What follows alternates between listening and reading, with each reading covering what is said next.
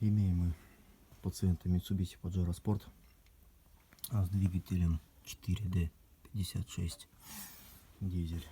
Приехал он со стуком ДВС при холостых и малых оборотах двигателя. Вот маленько сейчас подразобрал. Не так давно меняли здесь ГРМ. Что мы видим? Натяжитель весь в масле, все сочится. Возможно, делали работу халтурно. Какие-то детали меняли, какие-то не меняли. Да, и есть такая особенность, что при повышении оборотов свыше 2300 стук полностью пропадает. Двигатель ведет себя хорошо. Не троит, мощность не потеряна.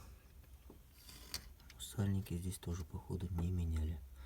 Хотя владелец говорит, что отдавал ГРМ с полным комплектом сальников, втулок, роликов, ремней.